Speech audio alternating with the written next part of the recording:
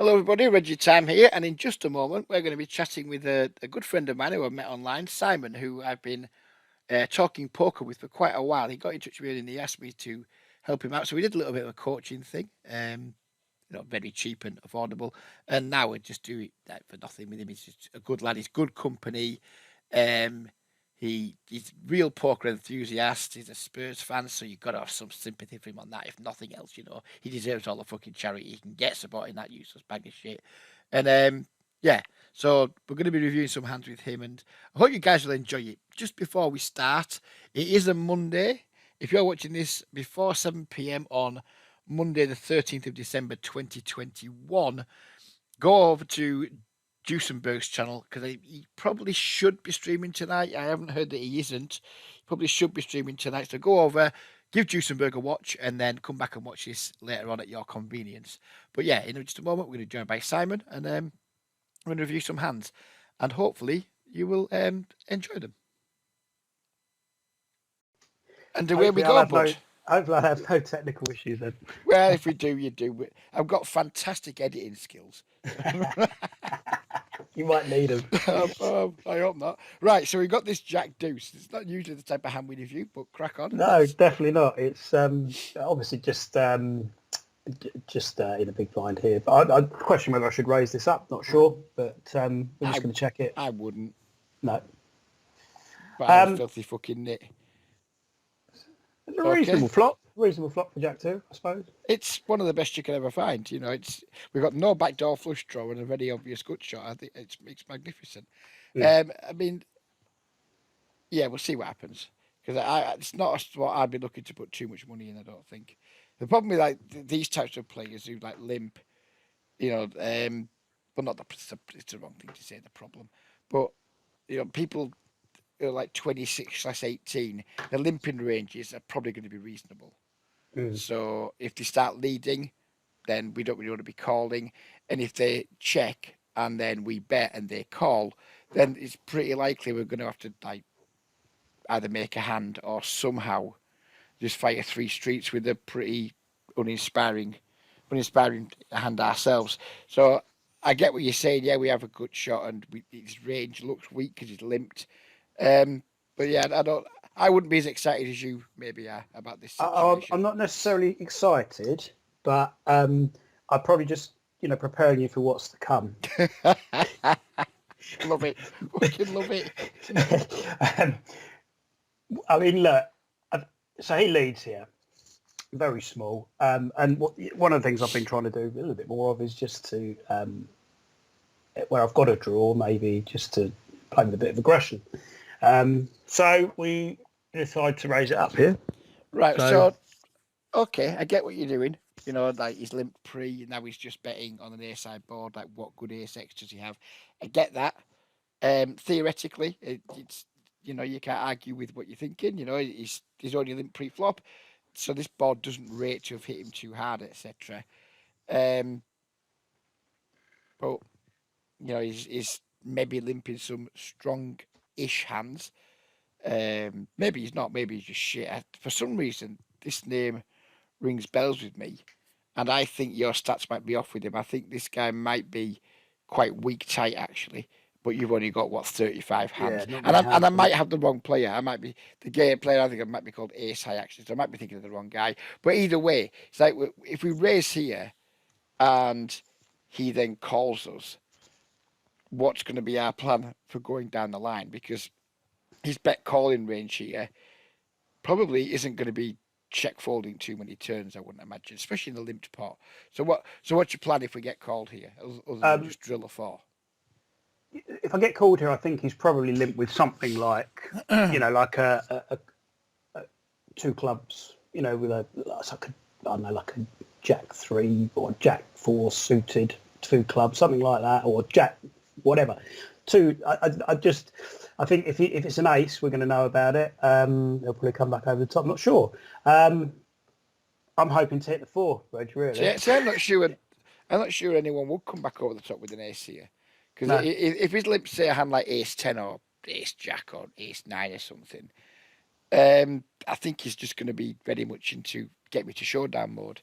I'd be surprised someone who limps a small blind if they then like bet 3-bet a shitty ace. I think I'd be more inclined to think if he comes back over the top, he's just going to have like set of threes, set of fives, two pair with like the ace three, ace five, and then maybe some like reasonable flush draws, maybe. So I think that's these 3-betting range probably won't contain much ace X at all, in my opinion. It's going to be pretty nutted in terms of like two pair plus, and then maybe some like reasonable combo draw. Like you said, maybe some like 4x suited in clubs or something like that, possibly. So I wouldn't be in a big rush, but I wouldn't mind if you raced because then it'd just get me out of what could potentially develop into a shit situation. Yeah, So yeah, I wouldn't hear that. It's more to me what if he calls that, because I think that's when it starts causing us problems. If he raises, it's easy, we just fold. If he calls, I think we can end up like going down some running a multi-street bluff rabbit hole that isn't likely to work too often, given like he's limped and then bet called. I think what if people bet call in these spots? I think like taking hands like this and using them to bluff with when they don't improve very often is it's a high wire act, and I'm not sure there's that much profit in it in these games. okay. But we'll see what happens. So yeah. So like, I think like, this is possibly wrong as well. But if he calls here and we don't improve, I'd probably give up anyway, and just check it down. And I don't know if that's the right thing to do either. So I see what you're saying. It's getting yourself into a world of pain, potentially. However, the turn gives us that, Nice. which is okay. Isn't it? Take that. Um, so where do we go here then? So has he checked? Yeah, I would go very, very big. If he does have an ace, yeah, then we want to just charge at the maximum. If he has any kind of draw, then we just want to charge at the maximum. It's a spot where we're not going to, we're going to be pretty polarised. When we've raised this flop and bet this turn, we're going to be very polarised, because all of a sudden some of our two pairs don't like it anymore. Say, because we had 100% of our range, we had any two cards, so we could have had 3-5. With some random shitty ace. There's lots of stuff that can raise this flop that don't really like this turn very much. yeah. So I'd just go. So I'd so go what? quite polarized here. I'd want my opponent to think this motherfucker's either got a straight or he's got a flush draw. I'd want to go pretty damn big, and pretty polarized. I mean, he doesn't have six deuce. It's just so unlikely he's Yeah, going to have six deuce. So we've basically got the nuts. And this might be the last street we can get a decent bit of value. Certainly, probably the last street we're going to get value from draws. And like I say, if he's got an ace, he's probably not folding for anything up to pot, maybe even slightly over pot, depending on how bad he is. So I'd be going somewhere between like 80 and 120 here, something okay. like that. It's really big. Just try and get that value now before an even worse river comes that either kills your hand or just finally convinces him that his one pair or whatever is no good anymore. Should we find out if I've learnt anything? I'd like to think you have. A Lovely. little bit on the smaller side, but Yeah, I it's still play in terms of like what people consider to be big bets these days. So that's a big bet. So yeah, good stuff. okay. So he calls. We don't want to see a green one, do we, or a black one, as is in this case. No. But anything but a club, and we're happy. Yeah. Got to finish. Oh, the four of clubs. Not just the flush card, Oh, the yeah. fucking board pairing card as well. Yeah. How lovely. And this is probably where it might well just go all the bit downhill from your point of view of how to play this hand. So, what do you think he's going to do here? I think I'd be expecting a donk to come a fair amount. Yeah. I don't really think we can fold to it unless it's really big. So let's just see what happens. I think my thoughts here, right? If he leads out, we probably don't want to call a big bet. We can call a medium size to a small bet. And if he checks, we probably have a pretty easy bet fold. Yeah. Well, I mean, he does that. So that's pretty big. Yeah, it's pretty big. Yeah, it's not nice. It's really not nice. And it'd be nice if we knew a little bit more about our opponent. Indeed. Because, I mean, there are some hands he can absolutely have here that just, that have us in a world of pain.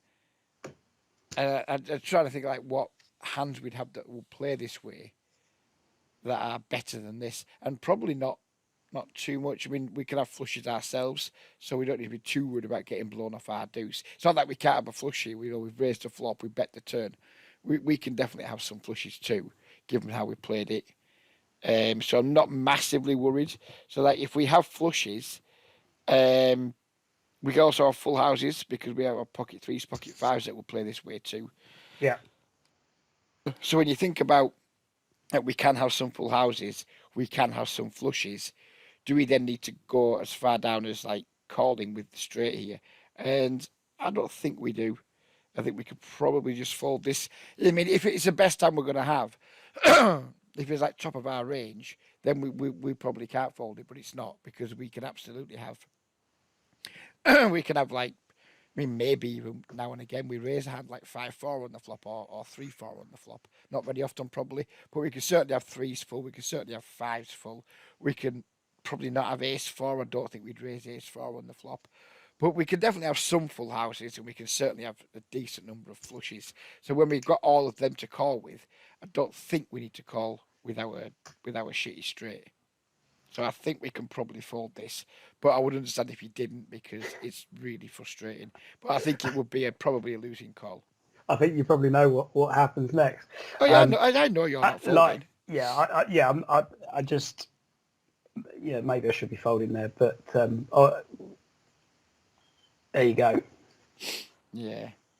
No, but I mean, he hasn't done too much wrong. I mean, No, he probably. he's got. You're right. I He's think got the flush draw. He's his got a turn call's bottom ambitious, pair. but he's got a pair and a flush draw, and he's got some maniac who's going to pay him off with a straight when he makes Yeah. his hand. So I mean, I'm Yeah. only kidding with that bit, but yeah, I mean, No, I'll it's take that. it's reasonable. But I think just like given all the hands we could have, I don't think we need to go as far down in our range as to call that because who knows? Maybe now and again we even just chop there as well. Maybe we don't always win the whole pot, even when we don't lose. Maybe we don't always win the whole pot.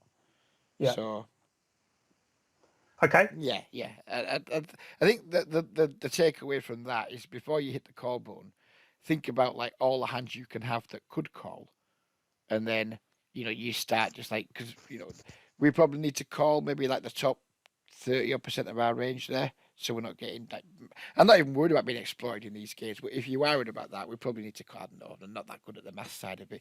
But if we have to call, say, 30% of our range there, or maybe even 40 or 50% of our range, then I still think we've got enough other hands where we don't have to go down as low as a straight. Personally, when the probably one of the absolute worst cards in the deck comes off. Okay. Yeah. Fair point. Okay.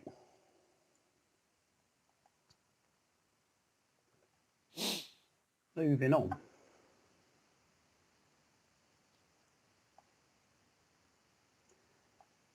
I'm opening here. Yeah, it's on the loose side. I mean, if it gets three bet here, I'm folding. I mean, lots of people watching this will think, "What are you talking about, Red? You fucking fat nit." But for me, ace 10 off middle position, it's I'll open it sometimes, but I'll need to see something behind me that I want to play with. It wouldn't be a standard open. So I'm looking around your tables now. You've got like a nitfish in the big blind. I'm happy to play against him. I Yeah. mean, I think for me, if there's tight and passive players behind me, it's an open. If there's anyone particularly active, I'd probably fold it. And I'm looking at the 38-33 guy, thinking you might be a pain in the ass. Not saying he's good, he might not be good, but just the fact he's active means that ace 10 off suit could give us some problems against him. Then you've got some like potentially fishy guy in the button. I don't hate it, but for me, it wouldn't have been an open for me. I want to see like a lot of like passive players when I'm opening a hand as weak as ace 10 off in middle position. Cut off standard, under the gun fold, middle position, very cuspy. I think I'm in the minority, not in the minority, but I think less than 50% of the people who watch this video would fold this hand. But I'm a fucking nit, so I wouldn't have opened it, but let's see what happens. Yeah, okay.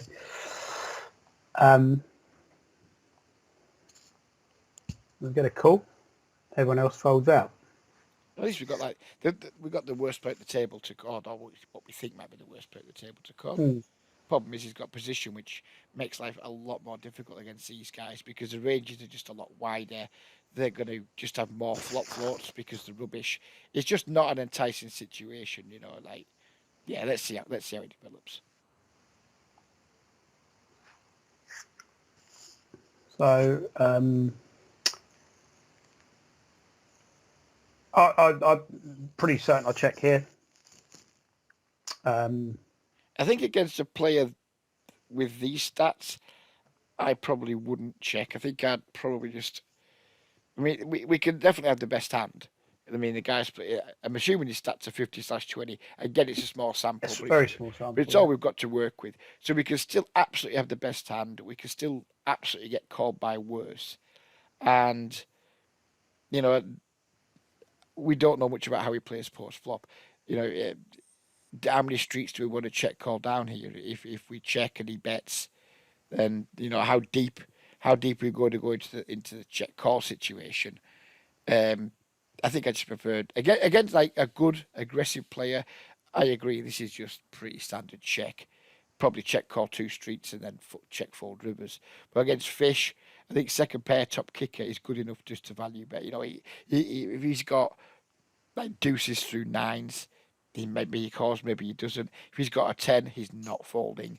If he's got a draw, Jack Queen, Jack 9, Ace Jack, he's not folding. And I think if we check, how likely are the 10 and 0 pool just to start like, oh, he's capped his range, I'm just going to bet three streets. I don't think it's that likely. I don't see it. I played maybe not so much 10 and L lately, but we played quite a lot of 25 and L. And what I'm noticing is people don't attack to cap ranges anywhere near as much as we need them to start like check calling multiple streets with second pair. So I think I'd just prefer to retain the initiative here myself against this particular player. And I'll probably just bet flop, bet turn, and then if we're still hanging around on the river, probably hate my life and then decide on the river what I'm going to do. I wouldn't be giving the lead up here. No. Okay. Fair enough. I do.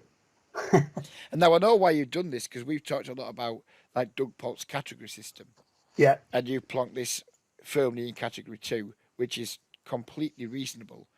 But given our opponent, I think this is kind of.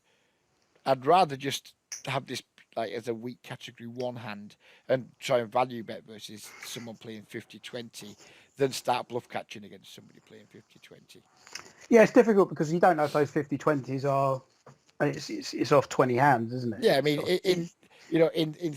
in 100 hands time, he might be 28/10, and then it's yeah. a very different picture. Yeah. Absolutely. So he leads here, I believe. And at this stage, I'm obviously not going anywhere. Yeah, we can't fold as played. So we just call. Um, That's a good card, you would yeah, imagine. absolutely. Yeah, yeah. I mean, I'm just going to continue my line here in terms of check. Yeah, it makes no sense to just start betting.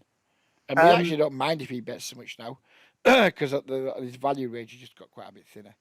yeah, I mean, like, I'd be tempted to sort of raise this if he leads. Oh no, no, no! Why? Why? Come on! Just well, to potentially represent the king because I don't think he's got the king. That's the thing. I just think that. So you're going to raise to try and make him fold jacks or queens, Yeah, potentially. but right, We don't. let's Yeah, right. First of all, lots of things need to happen for him to have or not to have happened. He needs to have not three bet those hands pre. He then needs to be double barreling them on a king high board, and then he needs to be folding them. I think you're asking for an awful lot of unlikely events. And number one, it's unlikely he hasn't 3-bet queens pre. Number two, he's probably going to 3-bet jacks pre some of the time. Number three, he's probably not always going to bet them on the flop. Number four, he's definitely not always going to bet them on the turn. And then number five, you're going to need them to be fucking bad enough to fold or like good enough to fold them. So you're asking for an awful lot of unlikely events to all line up perfectly into some like poker eclipse where it just works. I think raising here doesn't achieve very much because I just don't believe he has jacks and queens very often. And if he does, right, then he's not going to be too worried about the king because we just thought the king's not a bad card. It's the same, kind of the same for him. You know, the king. If he did somehow have jacks or queens here, you know, he's now there's two kings out there. He's going to be less worried about him. Yeah, that's fair. So yeah, fair. I really don't Yeah, like it. I mean, I mean, it's not what I do. Good, because I hate a check raise plan. I really hate it. But I think he just checks here. Actually, if I remember rightly. Yeah. And the next card's quite nice in some respects. Yeah, well, Jack Queen's got there. Yeah. I think we have a pretty easy value bet here. The problem is we're shopping with all these aces now. Yeah. Yeah, I'd just block this. I'd bet like 40 to 50 and fold to a raise. Yep, lovely. And he just calls. Yeah, happy days. 10-9. Yeah. So, yeah, I think maybe we could have won a little bit more there, but not a lot. Because if we'd have bet the flop, he'd have called. If we bet the turn, he calls. We bet the river, and then he maybe folds.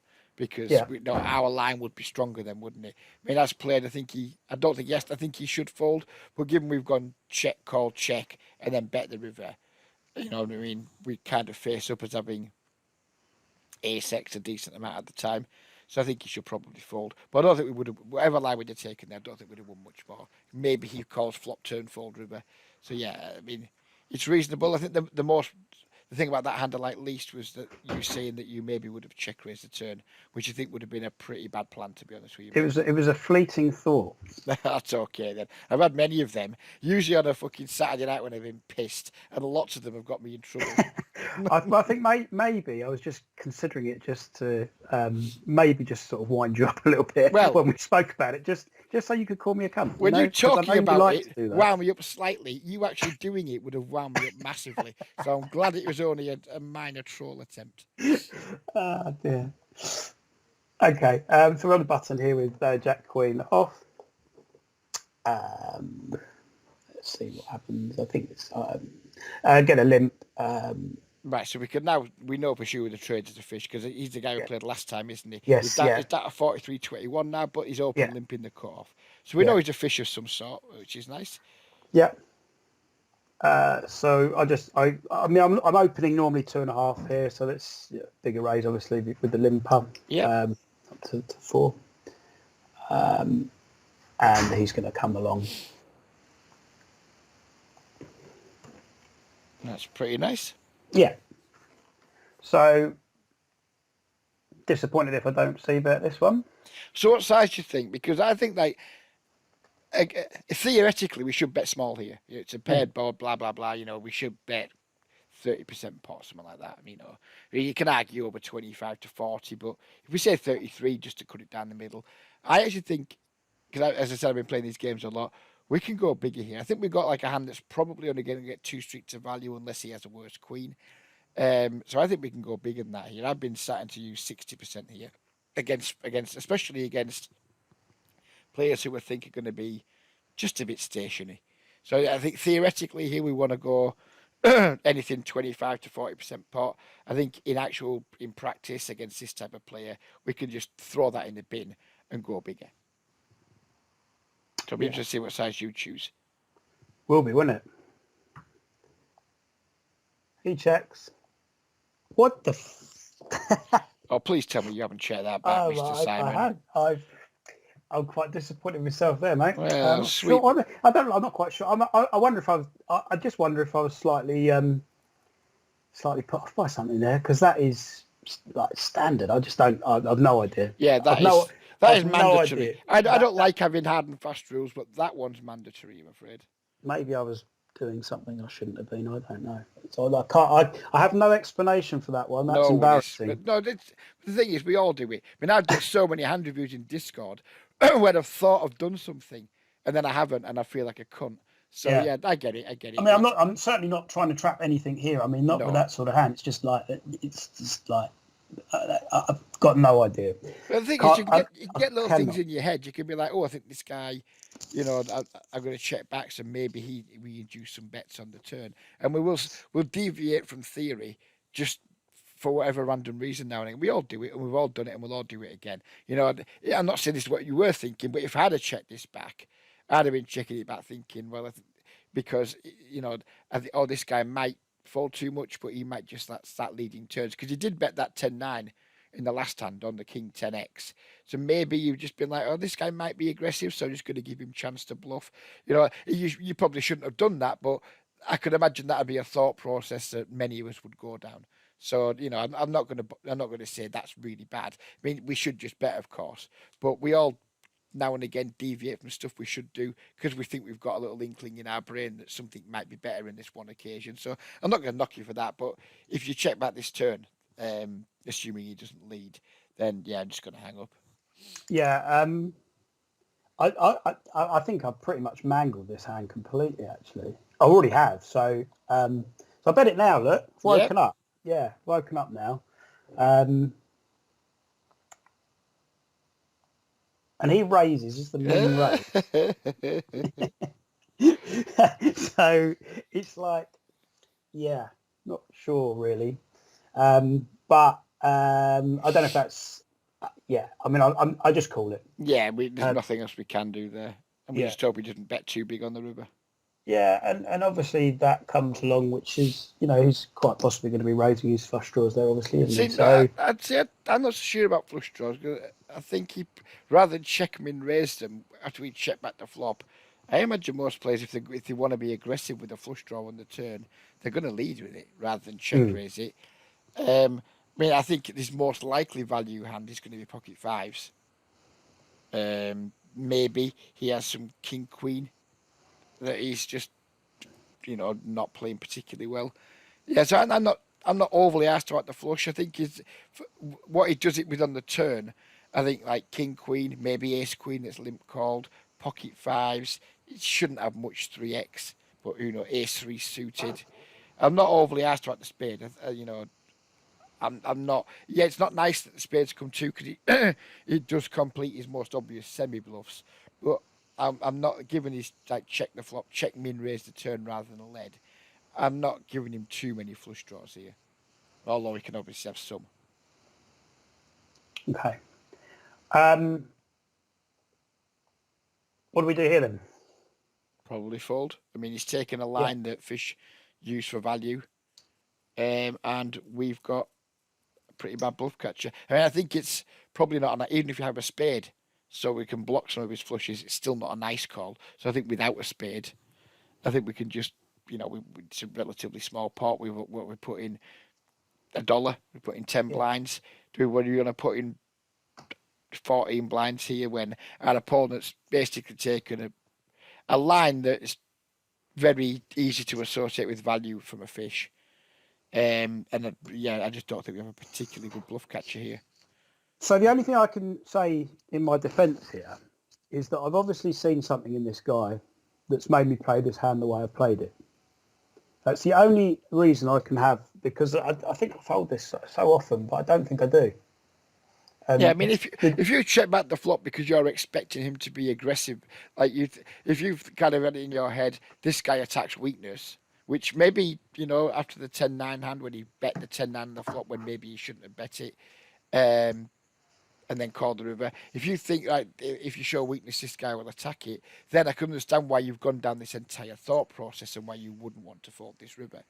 I think in general, against the pool, we want to be folding here. But if you've got a specific read, then I guess you maybe just go with it, and then if you're wrong, then make your notes and adjust accordingly, like readjust, if you will.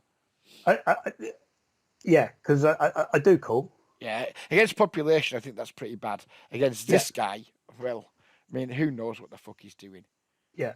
I mean, I guess his value raising the turn, thinking this guy doesn't have a queen, he didn't bet the flop. Yeah, Fuck knows, no idea. yeah. I think against population, I think we want to fold that river. But if you, like you say, if you had I mean, obviously we check back the flop probably for a reason to maybe try and induce something like this. So if you check back the flop to try and inspire a bad opponent to be aggressive, then you would make a mockery of your flop check, I guess. But just don't check the flop. Just bet the flop, bet the turn. Probably check back the river. I don't know. I mean, yeah, I think I'm going to give you credit and say good call based on your read. But versus population, I think that's probably going to be a pretty big losing call on the river. But if you I have a think read, you've got a read. You've got to go with it until proved otherwise. I think you're absolutely right against population. That I do fold that. But against this guy, I think I've probably seen him do a few things similar. Oh, fair enough. And that was the only thing I could. Listen, The thing is, with I'm trying to Hold'em make manager, myself feel better for I'm the gonna way I've mangled this. because This hand, really, but some people might look at this and be like, "What are you talking about, you fucking moron? You've got yeah, 14 hands." What people need to understand is that I've been doing loads and loads of like hand reviews in Discord, and I don't know if it's a bug in Hold'em manager or just something in the settings that I don't know about. But you might have way more than 14 hands on this guy, yeah, and it's just not showing up. Because I've got some regs I played like 8, 9, 10,000 hands with now, and when they pop up in Discord, it'll just be random amounts. Sometimes it'll be it's showing I've got 2,000 hands. Other times it'll show I've only got 600. So before anyone thinks, oh, Simon's only got 14 hands, what the fuck's he talking about? Just bear in mind, Simon might have played 200 hands with this guy, 150 yeah, hands. You might well have seen something that isn't going to show up on the stats that are showing on screen now. So I just don't want people to give you a hard time because that could have easily been read based. yeah, And people might think, well, you can't have a read, it's 14 hands. You might have a read because you might have played 100 hands with him and you might have caught him doing some weird shit a few times. Um, so, yeah, yeah. I'm As I say, ignoring the 14 hands because I know how buggy Hold'em manager is. yeah. Okay, well, got away with it. Next hand, fives.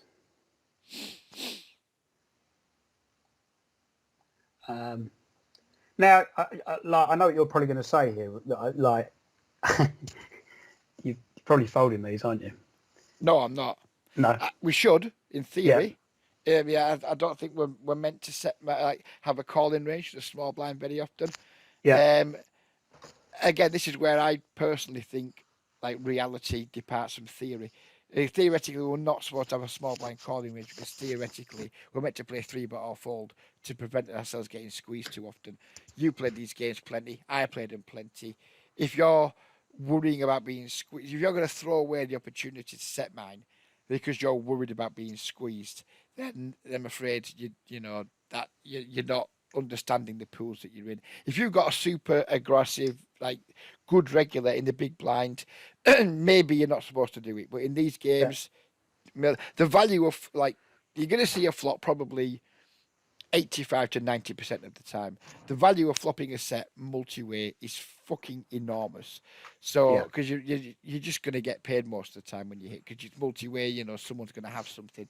So, yeah, in theory, we shouldn't be calling out the small blind. In practice, I think it's completely fine with a pretty narrow, very predictable range of hands, knowing full well that even though you said, for example, you flop a set here, you check raise the flop, everyone's going to know you've got a set, but they're still not going to fold certain parts of their range.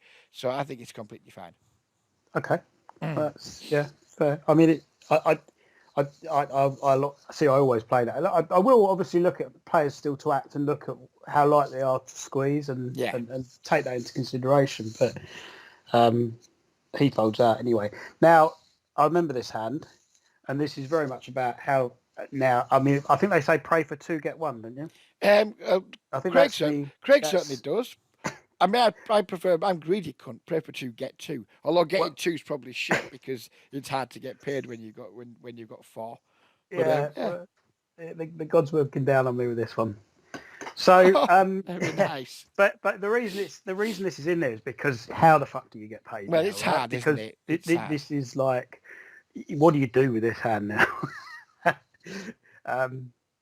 So it's lovely, but obviously I'm just checking. and he leads. So I'm like, okay, cool, like that.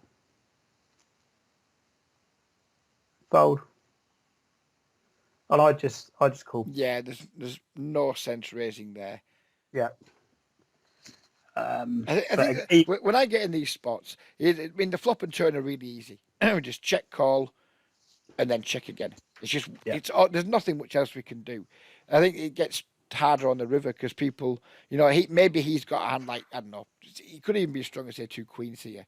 And maybe he'll bet twice and check back river, or maybe he'll bet flop, check turn, and then we just have to bet the river. It's just pretty hard to get paid. Obviously we know we've got like the immortal nuts, but it's just pretty hard to get paid. I like the fact that you've just called, but I wouldn't have hated just to click back. Because if he yeah, does have the overpair, if he's got air, fine, he's folding. But if he does have like tens through aces, or what have you, then he's just going to be really sad and call. So I wouldn't mind the click back here against someone with those stats and the money left behind. Because it's not a disaster, but it's not nice if we call and then the turn goes check check, and then we've only got $2.40 in the pot, and we've got like an SPR of 2. So against a fish, I really wouldn't hate just to literally min click it back. But obviously there's nothing wrong with this either. We're just relying on him remaining aggressive throughout the hand, yeah. which I don't like to trust people. And that's just like, Yeah, that's a really shit card because yeah, it is. all these pairs now are just checking back this turn. Yeah, it's just horrible, isn't it? Well, you'd imagine they're all checking back anyway. Yeah. So obviously I'm checking still, and then he checks back. And he's like, right, okay, well. We want to see a big one on the river now. We're really hoping to see a Broadway card that, then maybe hopefully that's a good card. I'd be mighty tempted to go all in, mighty tempted, and just hope he's got pocket aces, pocket kings, pocket queens, ace queen. But I think I probably wouldn't go all in because I think our chances of getting paid are pretty slim. But I would be betting pretty big. Yeah.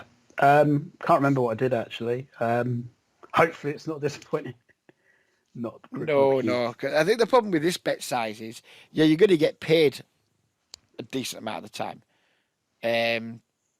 But I just prefer here to target his like aces, kings, queens, ace, queen. They just aren't folding.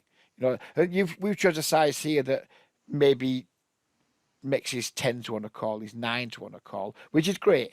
Because they do call nice, we get a little bit of extra value from them. But I'd rather just hope and pray somehow that the guy's got aces and he's just had the good sense to check back the turn. And I'd just go big. I'd just right, I'm just going to target top of his range here, aces, kings. I mean, please, glory be, he has pocket queens. That would be beyond delightful.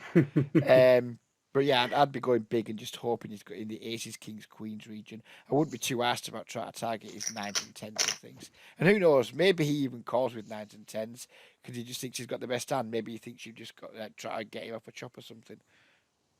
So yeah, I would have gone bigger for certain. But it's just really hard. You make quads, and it's just hard to get paid because what the fuck you've got it all. What does your opponent have? So yeah, I think we're just going to get a lot of folds. So just go big for the times he's not folding. I think. Yeah, absolutely. I think absolutely. It's why it's in there really because it's like I wasn't sure how what it was coming down to that river bet. Like, I can say that side is wrong. So that's what these sessions are good for, really. Right, moving on to the next one. Sorry, were you gonna? Yeah, I was just going to say I got told off yesterday. I was doing a review session with Craig and Swag, and I did very similar. I made a small value bet on a river when I was nutted, and they both said no, just go bigger. And it's right. It's really you just want to get paid though, so I get why you've gone small because you just want to get paid.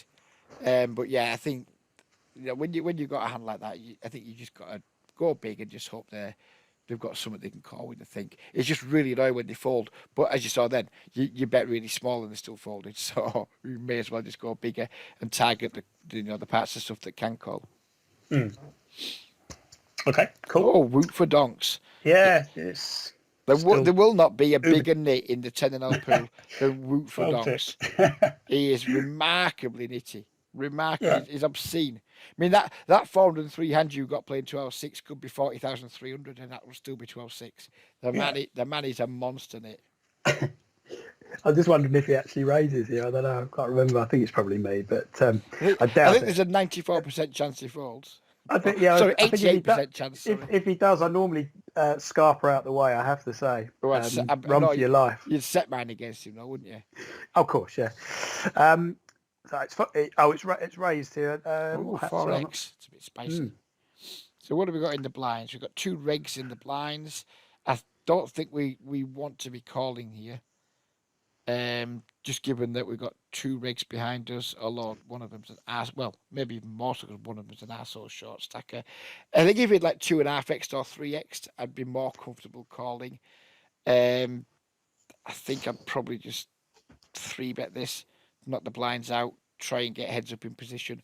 I think we're less likely to see a flop with 2 regs in the blinds when yeah, someone's 4x because they're just going to see more dead money. Once you call this 4x, if the regs in the blinds are thinking, they're going to know you are capped as fuck because they're going to know you're going to want a 3-bet all your good hands. He's put 4 blinds in already. They know you're going to 3-bet all your good hands. So when you do just call, I think you're more capped than usual when you just call the 4x.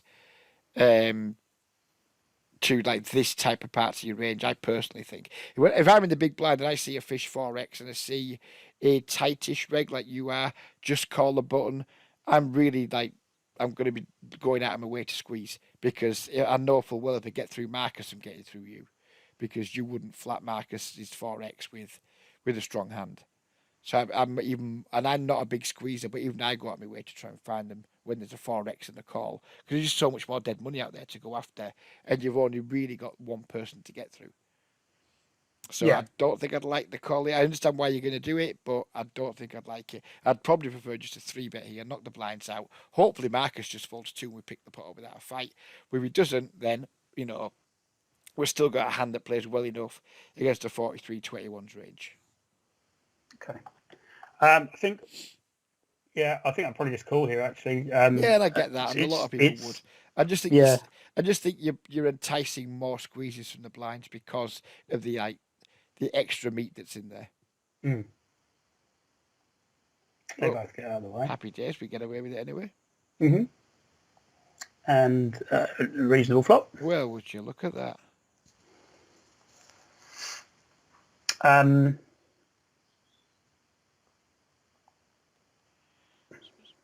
So he's bet 1/3 pot. I like to just kind of just call in this spot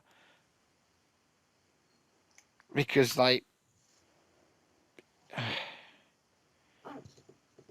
yeah, I think you don't want to be doing too much raising in these spots, even against fish.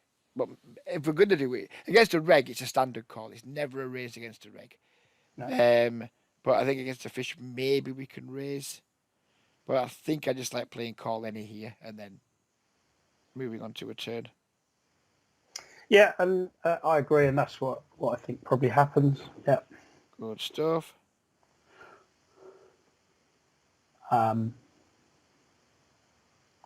So then he goes again. Yeah, we need to raise now because his bet size his bet size is too small. We need to just we want to put more money. We want to be playing a bigger pot with this hand. I'm not remotely asked about the 3.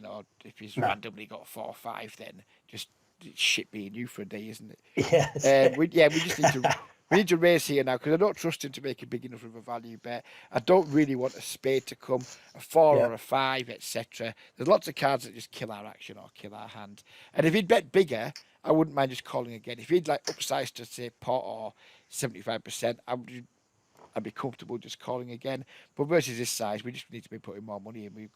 The pot's going to be too small for our hand on the river. So I would raise here, and I wouldn't be going much smaller than say 180. I'd be 3.5x in here versus because his bet's too small. I think 3.5xing in general as a raise size isn't too clever, but when his bet is so small, then I think we need to just put a bit more on our race. I think like 180, 175, 180 would be the absolute smallest I would go. And I could see myself going up to 220. So anything in the 170 to 220 region, I think is more than reasonable. Too small, I How think. Yeah, well, we're giving him good odds if he is drawing. hmm So we're just giving it. I mean, I think if he is drawing, he's probably calling bigger than that. We're just giving him good odds.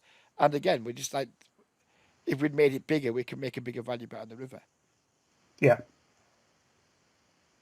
Okay. So if he calls here, that's going to put, what, like 420 in the pot. If we'd have put an extra 50 cents on our bet, there'd have been 520 in the pot coming through rather than 420, and then we can bet $4.50 instead of betting $3. So like this raise size might end up costing us 17 or 18 blinds in missed value. Just by not putting the extra five on here, minimum five, then that's five we've lost on the turn, and it probably prevents us getting an extra 10 on the river because our river value bet's going to have to be smaller too. So I think this raise is just too small. But I get why you've done it. You don't want to lose him. But I think if he's got a hand that can call a raise, then I think we could just make it bigger. And if he has a hand that can't call a raise, then he probably isn't even going to call this. Okay. Well, he does. Cool. Oh, that is beautiful. It's a beautiful card in lots of ways, really, because if he's got the flush, I don't think he's going anywhere. And it's just beautiful for us, isn't it? So what's he going to do? Well, interestingly, he does that. Oh, well, there you Which go. is just beautiful. It's happy days for us. So I think it's more interesting in this hand to look at it. What would we have done had he not bet? yeah. Had he checked, what would your size have been? Because obviously this is just really easy. You know, happy days, it's easy as fuck. Yeah. But what size would you have chose if had he checked there? Probably somewhere around about pot. Yeah, I think it's about I would have gone for an overbet. I think. Right. Yeah. Because again, when we bet the river, we've raised a turn and bet the river, we're polarised to fuck. We're saying we have at least a flush. So I'm not worried about targeting like Jack X anymore or what have you. So I think on the river, I could have been persuaded to go anything from like 125% pot to all in. And just fucking really cross everything. Because we think we got the nuts, you know. I mean, we lose to pocket jacks and pocket threes, and we kind of think pocket jacks wouldn't have played it that way. So as far as I'm concerned, I've got the nuts. Then it's just how much will this guy call? If he has a flush, if he does have a flush, which is the most obvious hand he might have, given the line he's taken, how much will he call? And against somebody who's playing 43-21, they might just call it all. So I think I probably would have bet. I'd have overbet for certain. It would just depend how big's my overbet going to be. Because once you get to like 150% pot region, then to me it's just fuck it, I'm all in. So I'd have gone either 125 or all in. So what you said you would have gone like 75, 80, did you say? Or pot, did you say? Yeah, pot. Yeah. Yeah, I just like being greedy. If I think on the river, if I my first instinct is like, you know, I want to bet 75% here, then I'll try and get a bit more. I always try to be that bit greedy. So if I thought, right, I'm going to pot it, then I'd be like, fuck it, I'm going to pot it. I may as well 125% it. And I think like just being really greedy on the river is a pretty easy way to like significantly increase your win rate in these games. So yeah, but yeah, at least you've identified going pot. But I think it's a spot on this run out, given how we think our opponent's range is made up, where we can just like overbet. But I'm not sure how much overbetting you do. I get the impression, given how long I've known you, that overbetting is not really part of your game. But I think in some spots it's a nice spot. I think that would be a nice spot to just do it. Because once happens, he just folds. A big deal, Yeah. you know. Okay. But Well, now it's and again, something can, you know, yeah. imagine how sick you'd have been if you'd have bet pot and he'd just called you with that hand. Because Yeah. he absolutely would have called an all in Yeah. with that hand. Yeah. No, But I yeah, agree. I agree. it was nice Yeah. of him to like just make your life really easy though, and just give it all to you. Yeah. Very, very civil of him. Yeah, just offered it up on a plate. So beautiful. But no, I agree. I think, like I say, you know, if I can take something away from that again, that is something I probably need to use in the right spots. So yeah, that's good. I don't know how we're doing for time here, Reg. I don't give a fuck about time, mate. I don't care Okay. if we go for another fucking hour. It wouldn't bother me because I've got jack shit to do. So whatever. If you've got a bunch of hands and you've got the time, let's just fucking go through them.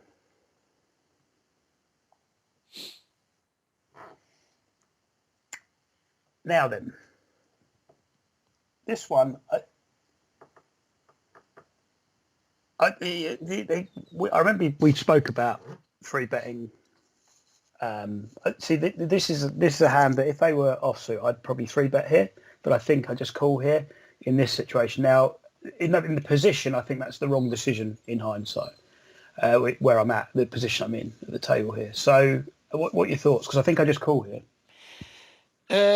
Again, sample size, you might have more hands on him. But I'm looking at his 50/20. He's starting with 70 big blinds.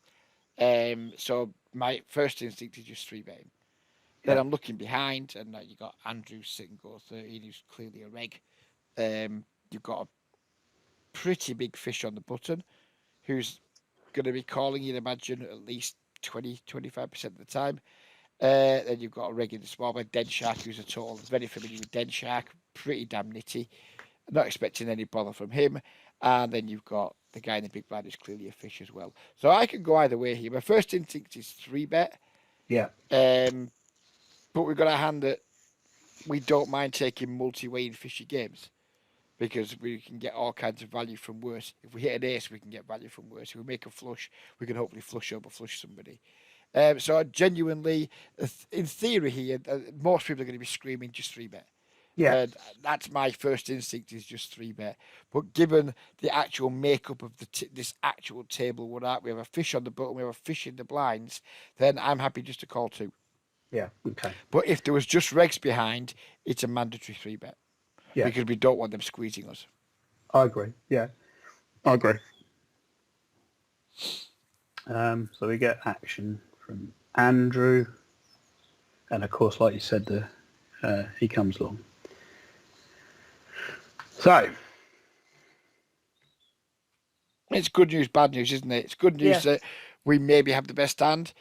Yeah. But if money continues to pour in, the more money goes in this pot, the less likely it is we're going to have the best hands. Particularly if Thomas leads into three people here or bets in a multi-way pot, it will make me anxious.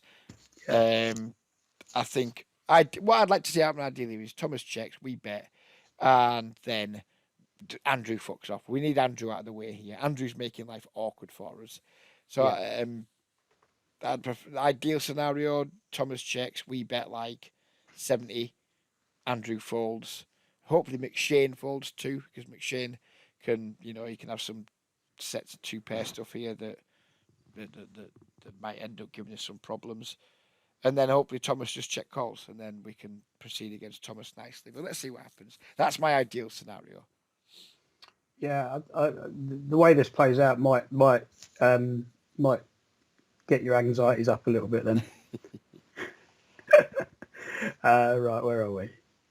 Because he does that. Yeah, now that's not nice because he's representing a pretty strong range, but he might also be a moron, so we have to call. Yeah, I say I can't fold here. So in my opinion, it just not yet. We can't. No, I mean, I am starting to plan my exit strategy, but not. But it's at the minute it's just a small kernel in the back of my brain. I'm not ready to fold yet, but I am ready to fold if Thomas bets three streets. Interesting. So they both go. So it's just me and Thomas now.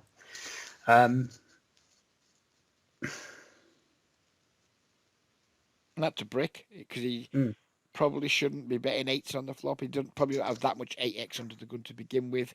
He probably shouldn't be betting 8x on the flop. But Thomas maybe doesn't care about all that shit. I mean, I'd like to see a check from Thomas here. I'd feel a lot more comfortable if Thomas checks. If Thomas bets, I'm getting a little bit. This might not be too good. Thomas checks. I like blocking here and then just checking back river like a fucking fanny. I like betting like $1 here. So hopefully Thomas calls and then probably just check back river like an absolute fanny. Because I think like the problem is like what we're targeting ace 10, pocket kings, pocket queens, but pocket kings and pocket queens probably don't see bet that flop multi-way. So like what are we targeting if we want to say bet and then bet again on the river, what are we hoping Thomas is going to call with? ace 10, ace 9, ace 7. He could probably have all of them because, he looks a little bit. If that 10 hands was 100 hands, he was 50-20. He could definitely have a few more worse aces than lots of players would have. But it's already starting to get thin. If we bet here and he calls, it's already starting to get a little bit thin. I think by the river, for me, it would be almost too thin. So I'd like to see you bet $1 here. Hope Thomas doesn't raise, and then see what we want to do on the river. So I'm quite potentially even more of a fanny then, because I just check it back. Yeah, I don't hate that. It makes it really easy because now we just call river if Thomas bets, or we value bet river if Thomas checks. So we have simplified the hand hugely by checking back here because our river decision is going to be a piece of cake. If Thomas bets, we just call. If Thomas doesn't bet, we just value bet. So we have made the hand very easy to play. What are you doing if he bets big here? I'm still, Most of his stack. what most of his stack? Well, What if he bombs overbets? it? Yeah. Oh, folding against an overbet in a heartbeat. Okay. Like that. Yeah, I'm folding. Not even thinking twice about it. In fact, Can you guess what I did? I'm gonna guess you called. I'm just I don't know why, but I'm a non-believer. I don't know why. I can't give you any nugget of wisdom as to why. You're gonna win sometimes here. Yeah, Because sometimes yeah. he's gonna have random fucking nonsense. But again, versus population, there's not a chance of finding anywhere near enough bluffs here to make us want to go. I mean, I'm just looking at that there. We need 40. We need him to have like worse value or a bluff 41% of the time. There's not a chance this pool has a worse hand than us 41% of the time here. Fucking not an earthly chance. We have the best hand here 41% of the time. Not an earthly chance. Yeah, I mean, like, I do call. Then Thomas was just fucking around. So again, the problem with these calls when they work out is it makes you do it too often. Yeah, and I know it's like that's why it's why the hand's in there. It's like I'm not walking away from that thinking, well, hey, I've won the hand. It's like not sure, just don't know. I don't think I don't think it's good. The thing that's disappointed me most about this hand is I'm not seeing that you've taken the note on it, and that is so noteworthy that it needs to be noted. Is C-bet third pair multi-way, then he's give up the turn, and then he's just spewed the river. You need that to be a note. That needs. I'm not saying do it now, but when you see these like absurd things, you need to be noting them because you might not see Thomas for another 2 months. And you need to know that Thomas is capable of being an absolute fuckwit, a cunt of the highest order. You need to know these things. So yeah, you need to be noting that and just be like, right, this guy. You don't have to be a complex note. It can just be something like fucking, sorry, buddy, I'm just gonna have to go and answer my door. My wife's probably got a parcel delivered again. Be 2 ticks. Yeah, that's fine. And yeah, I agree with you about the note taking. I like you say, you fold that in a heartbeat. And just against population, I do, yeah. Had I had a note that this guy does this kind of shit, then it's very, very different. There's not a chance I would fucking fold it. And I would absolutely check back the turn to allow him to do it again. I just think versus population, it's going to be a pretty big losing call. Yeah. But against Thomas with a note, then it won't be. It'd be like a mandatory call. So what you should do when you're playing, in my opinion, is I don't take notes when you're playing because it distracts you, blah blah blah blah blah. But when you're playing, you've always got like that box. Whenever I always keep in the top left, but it shows like the last 2 hands, doesn't it? So you click on that, so it opens a pop up, and just mark hands for review. And at the end of your session, or at the start of your next session, or sometime in between, just go back. Every hand you got marked for review should be because it's noteworthy, and then just take the note. It won't take you more than 10 or 15 minutes. And then you just build up a nice database of notes. And all the notes want to be when someone's done something completely unexpected. Don't be like, oh, this guy's 4-bet aces pre and then he's bet 1/4 pot. Because every cunt does that. It's got to be stuff that's like, when you've seen it, you've been like, wow, I didn't expect that. Because, they're the notes you want to keep. No point taking standard. I've seen people like reams and reams of notes, and it's like all bog standard stuff that just by the time you've read it, you've timed out anyway. You only really want to take notes mostly on regs if they take a particular line that is unusual that you wouldn't expect a reg to take, or these random fish. You need to know what their random spew factor is because spots like this would be it would be a huge mistake to fold against this guy in this spot again. The first time I would have folded. I wouldn't have got this note because I would have folded. But if instead of having ace jack, I'd turned quads and then got to showdown with him having taken this line, it would be something I would know about him forever because I would just have it in my notes. My little note icon would be there, and as soon as I see him in the pool, I'll just hover over, even if I'm not hand with him, hover over it just to be aware. Right, this guy's here. This is what he's done in the past. Be ready for it. So yeah, I would say don't check them when you're playing, but mark hands for review. And every hand you got marked for review, take a note and try and keep it concise. Don't have it where it's a fucking essay. Yeah, no, I agree. Right, let's look at the next one. He says, "You fine?"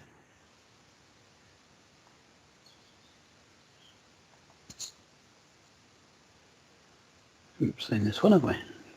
No. Okay.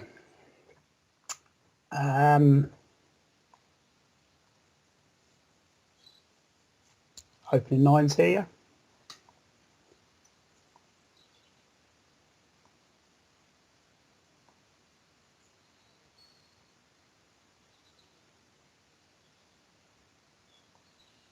There you go. So, well, don't you flop a lot of sets? Well, I have in this particular session. Yeah. I think it's a different pocket nines that I wanted to look at. Funnily enough, I think I've right. Have we got the wrong one? I think this one's just fairly standard, where it's just. Well, just run it through anyway because I like seeing results. Need to find the one I was looking at. Yeah, right. Check. I'm leading here. Oh, why have we gone so small? Yeah, yeah, because with three behind, it's like that is really small, isn't it? It needs to be sort of near a pot. Well, we're in a multi-way pot, so our value range needs to be a lot narrower, and we can just have fewer bluffs. So when we do finally have part of our range that wants to bet, we just get to go much bigger with it. Now the problem here is we've got top set, which is like blocking a lot of theoretically blocking a lot of hands that people will continue with.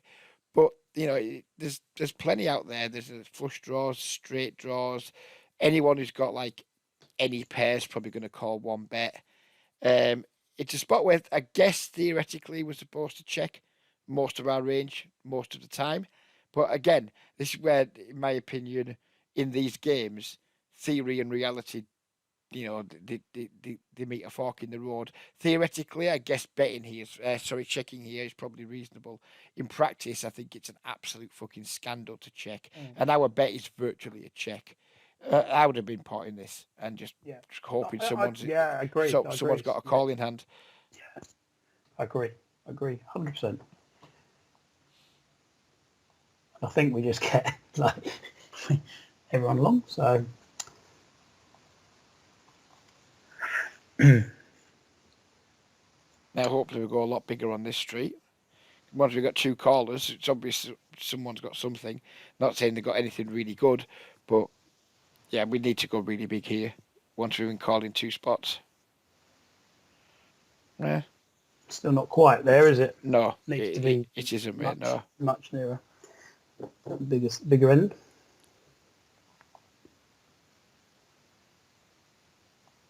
So they're all coming along. Anything but a red one. Yeah. I'm fine with that. I'm on board with that. But here's the problem now, though. We want to be able to get all the money in here, and we can't because, we can. We can just go all in. There's nothing to stop us. But we'd rather this pot would have been. Just imagine if we instead of betting 30 cents on the flop, we'd have bet 70 cents. Maybe one of those guys would have folded, but assuming they both called, there would have been an extra 120 in the pot. Then on the turn, instead of going 110, we could have gone $2. And by the time we get to this river, we'd have had, an SPR of 1 and we could just have gone all in. Yeah. I still don't hate going all in here, to be frank, because we can represent some of his flush draws, etc. Our opponents can have 2 pairs. It's unfortunate that the Jack 10's got there, but if they've got Jack 10, fuck our lives. Yeah. I don't like checking. I think Orgacast. If we're going to check, it's because we want to give Orgacast a chance to fucking bluff with missed hearts. And they're not even guaranteed to do that. So I don't like checking to induce. And I've never bet folding here, because by the time we make a large bet, if we want to make a non-all-in size bet here, we're going to want to bet $4. When Orgacast goes all in, there's only Jack 10 to be afraid of. If he's got that, then he's got that tough shit. So I quite like just going all in here and just So based on what we've seen today about over betting and me going all in, yeah, I know we're not expecting to see that. I know you're not going to. I can't tell you what I did. I think this hand, it's your earlier street pot management that's kind of made this a bit more difficult, because we bet more on the flop. That means we could have bet more on the turn, which means we have a really easy river shove. We've got to a river with like a pretty nutted hand, and the pot isn't as big as we'd like it to be, and that's on us. That's down to us, because we haven't bet big enough. And like I say, if it's a cooler and he's got the Jack 10, then it's just tough shit. There's nothing to do here other than bet big. So German girl checks, and we do a really nothing bet, really, is it? You know what that is? And I haven't said this to you yet today. This entire hand is cunt. This entire hand is a big ball of cunt, I'm afraid, sir. There always has to be one where that comes out. I'd be letting the side down immensely if I didn't have a reason to be called a cunt. So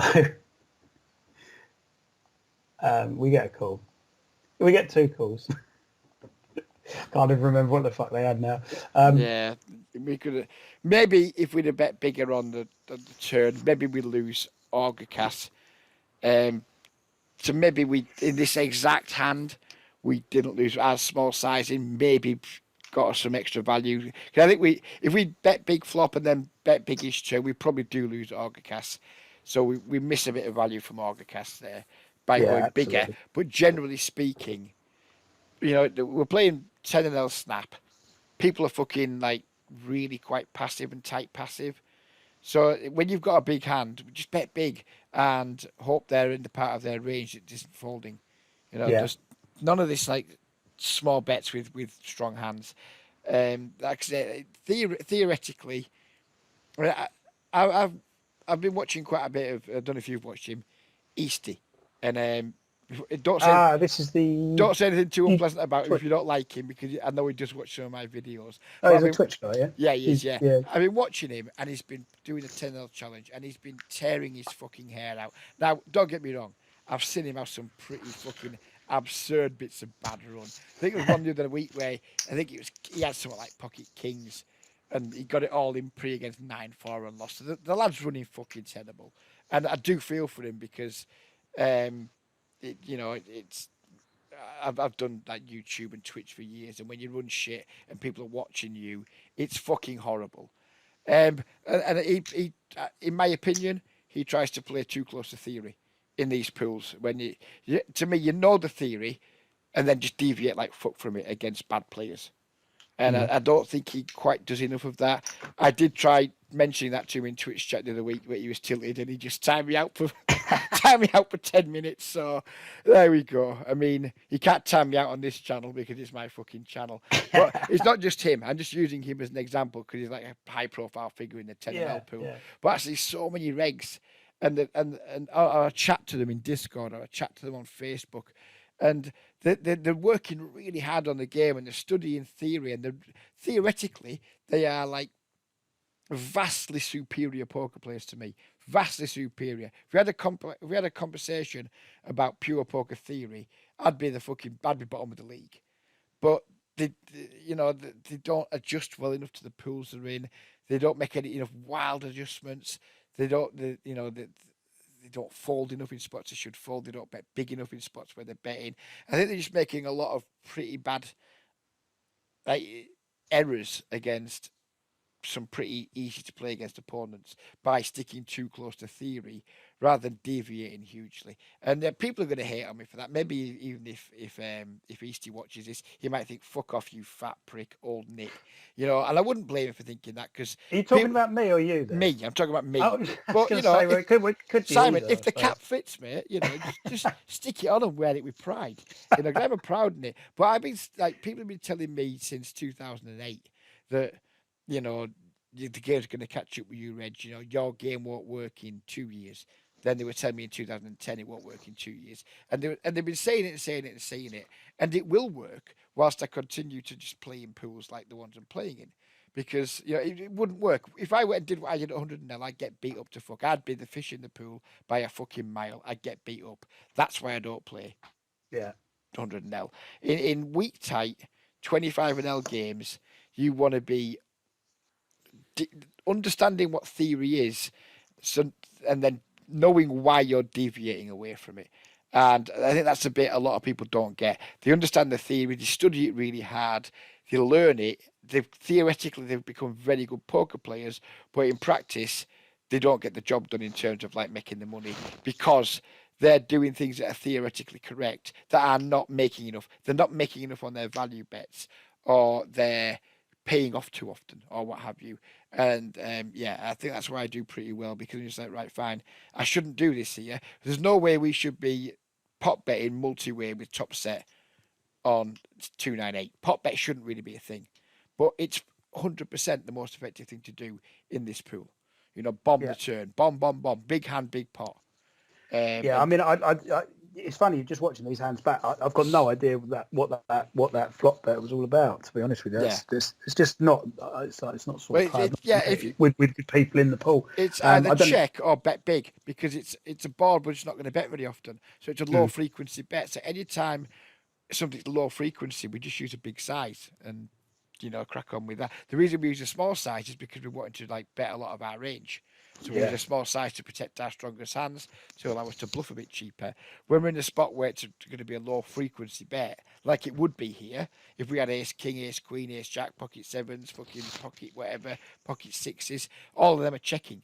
So it's a low frequency spot. So once we're in a low frequency betting spot, in my opinion, we just should go fucking huge, and just hope someone tries to stick around with us. Yeah, no, that makes perfect sense. Okay. So this is the other nines hand that I wanted to show you in the first place. So apologies for that.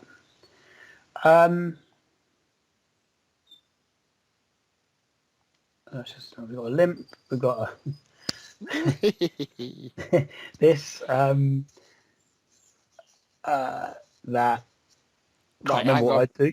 I hope that I isolate it. In some respects. I don't know. We've got the thing is, you've got Christian there with fuck all. Yeah, I don't give a fuck about Christian. If we squeeze here, Christian goes all in. I've got a very happy call. Well, yeah, within 91-20. My problem here with squeezing is that if it doesn't fucking work, then we're going to be out of position in a frustrating spot. I mean, Fat Nick is another fucking massive nit. I mean, I've got him tagged as a short stacker. I'm surprised he's limped. I thought he was one of these fucking quote-unquote pro short stacker types. Maybe he's just fucking atrocious. A true stain on the game, maybe. I think I'll probably squeeze here because Fat Nick, I don't care. If Fat Nick's trapping, fine. He's going to get me 40 big blinds. I'm going to fucking hate him. But I don't think it's just what we want to call because the two most likely people we're going to get money from on a low board. I haven't got many chips anyway. I'd squeeze here and I make it big enough where I'm just never going to fold against the shorties. So I'd make it like 150, something like that. And if Napoli, 4 bets, and I just fold and I get it in against the other two. So squeeze it up, 150 minimum, get it in against the shorties, fold if Napoli comes over the top again. That would be my line from here. So I think you're going to be disappointed on at least one of those scores. It might even be all of them. I don't know. Let's see. Yeah, so not quite big enough, maybe. I mean, it's No, it's not quite big enough. It's just not big enough. Yeah. There's already 5.5 blinds in the pot. We're just giving people too enticing odds to continue. Maybe not Fat Nick, but Napoli's probably not going to fold very much here. I guess the one benefit of this bet size is if Napoli just calls and then Christian goes all in, it does reopen the betting for us to freeze Napoli out. So it's got that benefit. But generally speaking, no, you just want to be going bigger here because we want folds. Yeah. I'm not sure when you make this squeeze size, what are you hoping happens? Yeah, well, I'm predominantly probably looking to take down what's already there. But it's not going to do it with that size, I guess. No, it's not. No, if we're looking to ideally just get folds pre and then just run it against the short stacks, then this bet is not remotely effective. If we're wanting to get called in possibly 2 or more spots, then this bet works very nicely. But we don't want to get called in 2 or more spots. No, so ideally we want folds, and then if one of the shorties rips it, then we're just gonna have to call because we're priced in. So yeah, this bet's just too small. Fair point.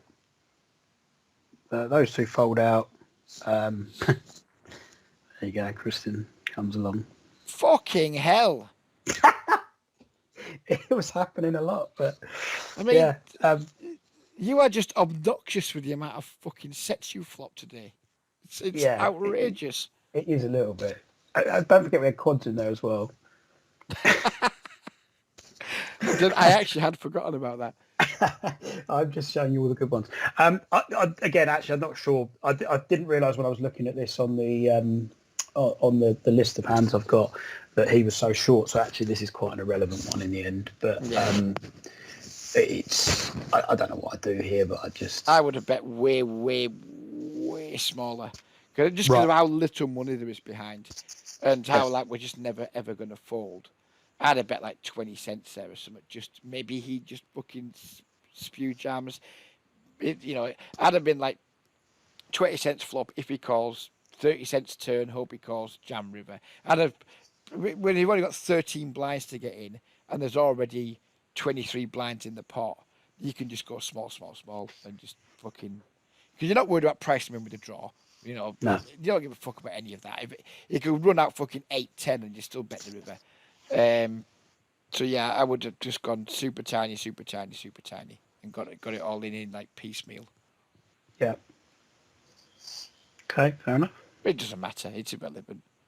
He calls.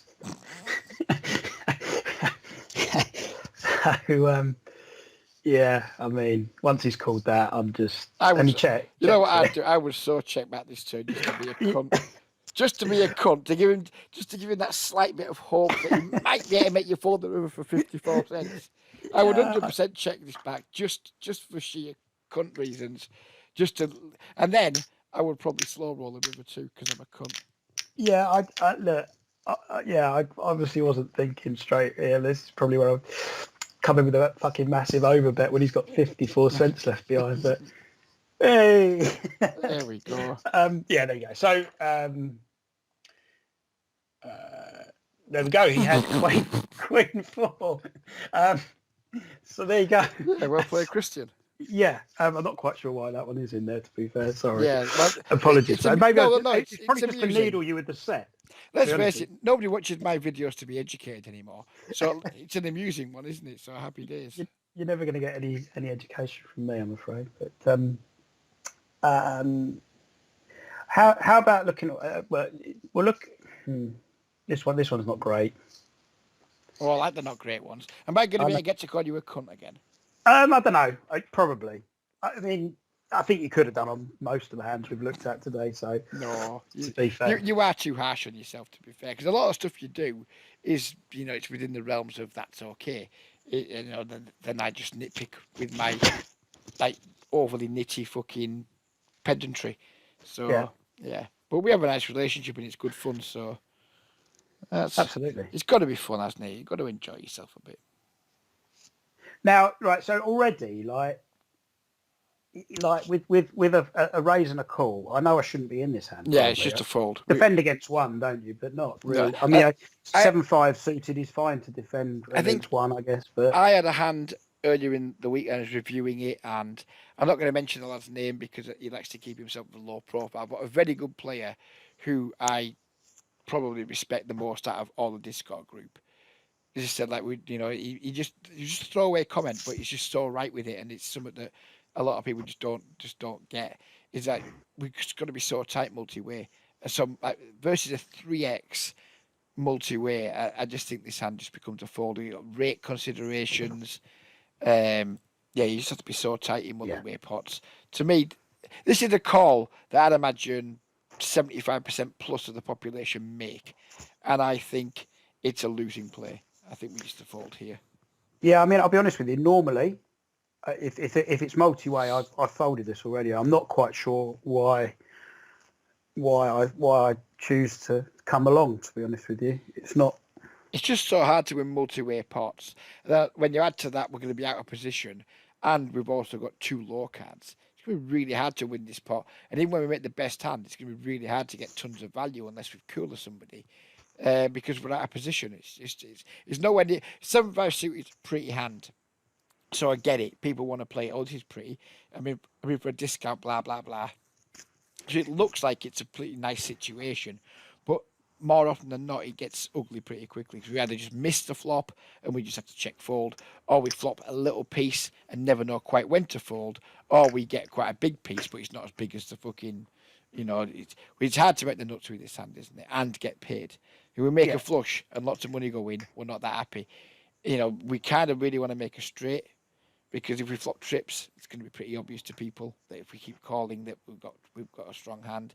So you kind of just the only way you're really going to get paid in this hand is if you make a straight and someone flops a set or something like that. So it's not that good. You make a flush, yeah, you might win the hand, but you're not going to win that much because you don't have position. If you make trips, you probably have the best hand, but you won't make very much because everyone's a fucking nit and they just won't bet more than once. So you really your best chance of getting paid is a straight. I think I just think it's one of the spots where it's not as attractive as it first looks.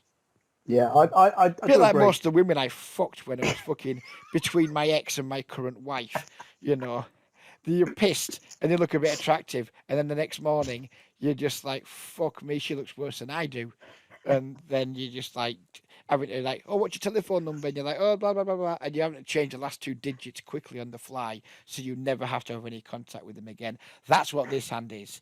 It's a bird that you fuck at 2 in the morning and you're happy with yourself, and you wake up at 7 in the morning and you want to be anywhere else in the fucking world than lying next to it. This is what this type of hand is out of position. Absolutely, and yeah, absolutely. I totally agree. I'm not sure why I'm involved here in this one multi-way, but there you go. But then we get a bit of a flop that's quite, kind of is interesting, I suppose, in some respects. No, it's very interesting. Yeah, Very because interesting. we're open-ended, middle pair. Well, I don't know. What do we? I mean, it just gets. I don't know. Now, but in What? theory, this is a board that the pre-flop raiser shouldn't see bet. Yeah, So if he does see bet, we can start making some assumptions about what his hand looks like. Because even though he shouldn't see bet it, I imagine most players still are see betting their overpairs here. Even though in theory they shouldn't, and I think they're correct to do that in these games, especially when you've got like if I was Marlowe and I had two aces here. I wouldn't give a fuck that I shouldn't bet this board because I'm looking at Kobush, the 44-15, and I'm yeah, like, I just want to bet and start putting money in before this board gets really fucking horrible. And I yeah, get that it's a really good board for the big blind. So I'd look at you yeah, and like, oh, there's a reg in the big blind. He can make that difficult for me here. If I bet my aces, he can have a ton of check raises on this board. But I'm like, right, ignore Simon because Simon's, he might have hit this board. He might not have difficult. But I'm looking at Kobush and I'm wanting value from Kobush. So yeah. I think if Marlowe does bet this board, I think he's going to be quite strong. If he checks it, then who fucking knows? But if then Marlowe checks and Kobush then bets, that's when it gets really awkward because I think we have some fold equity against Marlowe. I think we can check raise against Marlowe here and not feel too bad about it because Yeah.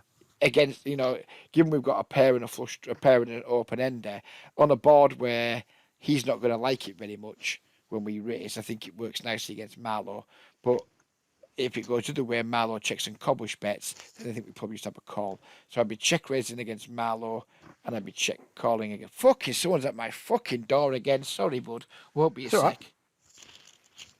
This is why I'll never be a fucking rich. I'm going to have to set the Wi-Fi password off my fucking wife. Amazon. But it's been Amazon, it's been some cunt else. Fucking hell's bells. I mean, I keep trying to make money at poker and topping the bank account up, and she just keeps fucking spending it. You That's what know, they're good at. That's what they're good at. and she still won't swallow. It's fucking outrageous. You know? It's fucking outrageous. Anyways, back to the hand. Yeah, I would check raise Marlow. Probably, although I expect him not to fold too much, but I would check raise Marlow because it's going to make the hand far easier to play, and I probably would just check call against Cobbush. So that'd be my, like, as you know, I like to plan things ahead me before I hit my check button here, which I'm always doing. I'm like, right, what am I doing versus certain things? So I would be thinking check raise Marlow probably, check raise Cobbush probably not, and if it checks through, I'd probably start thinking about leading some turns. Yeah, so I think I'm probably way too passive in this hand. So having sort of made the sin of playing it, I then probably am a little bit too passive because one of the things I've been trying to do is to play draws a little bit more aggressively. So Actually, I wonder what if anyone actually who's any good at poker's watching this. I wonder what anyone thinks of leading here sometimes. It's like such a good board for us. It's going to check through a fair bit. I don't know if there could ever be any donking on this. I doubt it, but could be interesting. If we think Marlow might not see bet this very often, then could leading become a thing? I don't know. I'm just throwing that out there. I think it could be interesting, but yeah, check-ins obviously the standard line. my stats on Marlow, although they're quite small, is he's 100% C bets the flop when he raises, but that's very small numbers. Yeah. So not a lot you can take into that. So he does go. He bets. It's like 2/3 pot, isn't it? Yeah, Just under. Because Triple Eight doesn't take the rake out, so I'm guessing that's going to be his 60% pot size. Triple Eight's already taken the rake out, but when you say to click pot here, his bet would have been like 101 or 105 or something. So I reckon that's his 60% pot size. Yeah. He goes. And as I say, I think I just call here, which I think is just maybe a little bit passive. But it's a tricky spot because if he does have like an overpair, how often does he bet folding it? Because that's what we're trying to achieve, isn't it? Plan A is raise, hope he folds. Plan B is if he doesn't fold, fucking get there. So I think the problem with just calling though is if it comes to 3, we're going to have to start doing some leading, and he might not call. If it comes to 7, then fine, we got the best hand, or we probably got the best hand, but again, where do we get the action from? So that if we do call here, the turn's just going to go check a lot when we improve, and when we don't improve, he's likely going to bet again, and we're going to be getting, going to be in a far shittier situation. Because right now we quite like our hand. We've got 2 cards to come, we've got a pair and an open ender. If the turn just comes down to 10, then all of a sudden our hand goes from being quite attractive to it's grown a beard and a moustache, hasn't it? It's put fucking false glasses on. All of a sudden it's fucking ugly. So yeah, that's why I probably prefer raising. But then we open the door up to jamming, and then that's fucking grim. This is why defending these hands in the first place is multi-way is quite shit. Yeah, absolutely. Because ranges post flop when people are putting money in are just so much stronger in multi-way pots. Because I'm not thinking it's going to get any better from here either. So I think I just call. And then obviously this card's much more in his sort of. What are you doing here? Well, we're just continuing checking. I mean, I'm hoping he's got pocket kings and pocket queens and just lets us have a free look at the river. It's a card you would expect is going to bet pretty decent frequency, but given he's bet the flop, he's representing overpairs when he bets the flop, then the ace theoretically isn't as good for him because all of a sudden he's like 10s, jacks, queens, hate it. So yeah, maybe he does check this back at a reasonable clip. If he does have a hand like pocket queens, pocket kings, he's not going to want to reopen the betting here if you check, So I imagine he's going to check those ones back quite a bit, I would imagine. So he's going to be quite polarised when he bets his turn to like pocket aces, ace king, and who knows what. But I wouldn't imagine many players are going to bet tens through kings here too often on the turn. Imagine you're going to get a lot of check. So, well, I do check.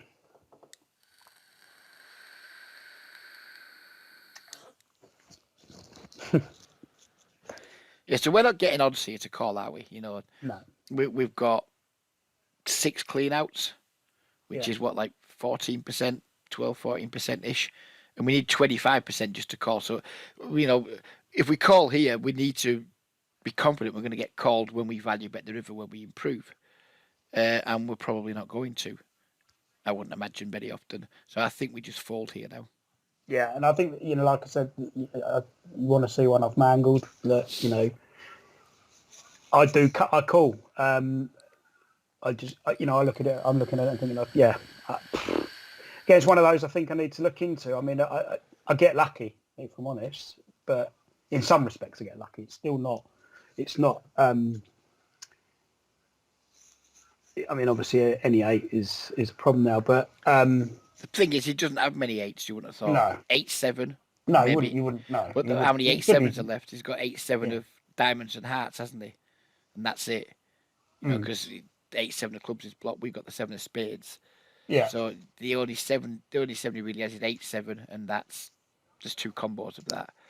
I think the problem is here, if we check, he's just going to check back a lot unless he's got a bluff. He's going to maybe bluff it off with hearts here, but it's just such a bad board for him to bluff on versus big blind who's called twice. I expect him just to give up a lot with his bluffs, and then just check back with his like stuff that was beating us that now isn't beating us anymore. So I think we probably have to bet here. Well, there you go. I don't. So it might be another seed bomb coming my way, but he does that. Yeah, we just have to call because there's not much else we can do. I don't expect us to. It's just not a good spot, is it? I mean, is he value betting ace king? We need him to be value betting a worse hand here sometimes and be bluffing. I don't think he's value betting worse very often, but he might be bluffing with something. He might just turn something into a bluff that he shouldn't do against our range here, which probably shouldn't fold too often. I don't know, mate. It's a weird spot, but it all comes from pre-flop. Yeah. I wouldn't fold here, but I wouldn't be surprised if we just lose to a set of aces or something. Yeah, I mean, I wasn't excited about it, but that's. I mean, he's played that hand horribly. He's played that hand. I mean, he just never receive it on the flop. Fine, he's got a backdoor flush draw. Then he barrels the turn because he thinks it's a scare card to you. Yeah, I don't like the way either to play that hand. No, I know. Well, yeah, absolutely. I mean, as I say, it's yeah. I'm not hiding anything here. I'm giving you some hands there. It's tagged because I know it's getting yourself into a position where it's not. It just shows how things can mushroom from pre-flop. You make one slightly dicey call pre-flop, and then you get into spots like this where it's just really messy and unpleasant. Yeah. I mean, I think that river should be a mandatory lead from you. The fact he's got king 10 of clubs is just very fortunate, I guess, because most of the pool in that spot are just going to check back a lot, and they're just going to win, or they're going to bet, and you're going to think you have to call, and they're just going to have you beat somehow. Yeah, agreed. I don't think people value bet thinly enough for us to have like a happy call there. We have a cry call, don't we? Because I don't think people value bet ace king there, for example, or ace queen. They might not even value bet like bottom set. So if they're not even going to be value betting bottom set all of the time, then we need them to have quite a lot of fucking bluffs because we're just not going to beat enough of the value range. Yeah, agreed. I think I might only have one more. Okie dokie.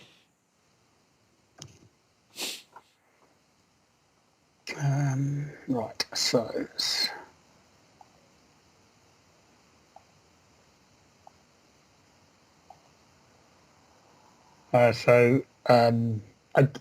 yeah. Yep, happy with that. Could go bigger, but happy with it. Yeah.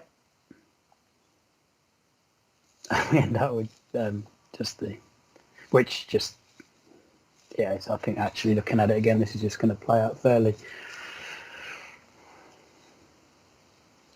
straightforward, isn't it? Well, he checks, we just go all in, I guess. Yeah, I don't think you're going to see me going all in, to be honest with you, but I do. I put him all in, fair enough, on that one, yeah. So, yeah, nothing to report there. No, nothing at all. Yeah, there you go. Yeah. And I don't know why it's tagged, to be honest with you. It's a funny one. I mean, But, what the fuck is he doing? I mean, he's 24-0, but he's all of a sudden just decided to take flight with the King 8 suited. I mean, this is, who was it saying? I think it was Quadsy was saying it last night in Discord. Like, how do people turn up with these hands, you know? Because statistically, you wouldn't expect him to have that hand. He's playing No. 24-0. He's called out of the small blind with King 8 suited, and then he's called again versus the squeeze. It's just not a hand he should have. And I imagine he doesn't do this very often. But then randomly, he just fucking does. It's weird how, like, I think Quadsy was kind of saying it again. It was somebody who was playing really nitty. Then all of a sudden, they just turned up with like some really weird bad hand against him. He's like, how is that even possible? And Yeah. it most of the time it isn't. But now and again, people either they're tilted, maybe sometimes it's just been a misclick pre-flop, and then they've got themselves in a position post-flop. Who knows why it happens? Because if people like play some of the hands, I can't remember the hand. I wish I could go back and search for it. Well, I could, but I can't be asked. It was something weird, like someone had called his fucking raise with 7-3 suited or something, but they were like a 16 VPIP. So you know they're not doing it all the time, because if they were, they wouldn't be a 16 VPIP. But all of a sudden, bang, they randomly turn up with it. I think in Quads' case, it's because he's quite an active player. Maybe he just makes nits like me do things he wouldn't normally do. Because I know I've certainly spewed against him in the fucking past, because he's such a pain in the ass to fucking play against. So I think with him, it's maybe because people just like over adjust to him. But against people like you and I, who are nowhere near the same sort of player as him, it is bonkers that people just decide King 8's the hill they want to fucking die on. You know, it's fucking weird. But yeah, it's good to exist, because that's why we make money long term, isn't it? Yeah, I guess so. Yeah, I have actually. Sorry, I have got one more hand that if you've got time, we can look at, because this one, I think this one. I mean, this could be really. I don't know. Let's see what you think of this one. See what you think of this one. Right. So I've opened there. Now you might say that this is too loose here to call a 3-bet with King Queen. Against a 24-8, yeah, I'd be just like wherever may it fold.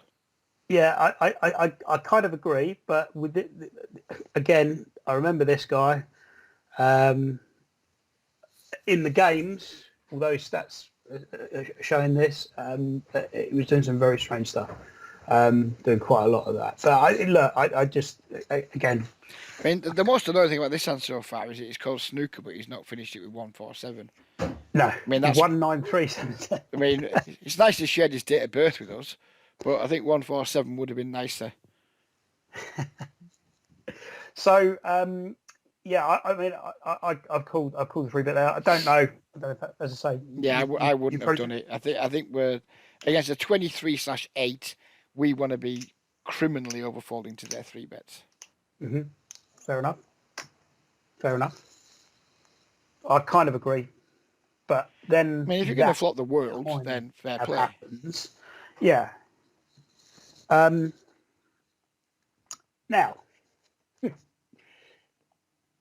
he does that. Yeah, so he's got a good hand. Yeah. So we don't really have any fold equity, but we have too much equity to fold. So yeah. I think raising stinks, because this guy isn't going to fold aces when you raise. He's just going to jam it in. And don't get me wrong, this is a very similar. I don't know if you watched high stakes poker back in the day, but there's a famous hand between Barry Greenstein and Durr, and it's probably exactly the situation where Greenstein 3-bet aces, Durr decided to defend with his king queen suited, and then he flopped exactly this spot. He flopped a pair and a flush draw, and they got it all in for like 450,000 each. He played like a $900,000 pot. So jamming it, so raising and getting it in here is reasonable. But do we need to do it? I guess that's the question. Because if you just raise to you, he shoves, you call, whatever, it's a cooler. If he's got aces, you've got top pair and a flush draw, it's a cooler. I have no issue with you raising and getting it in here. But I think we can probably just call as well.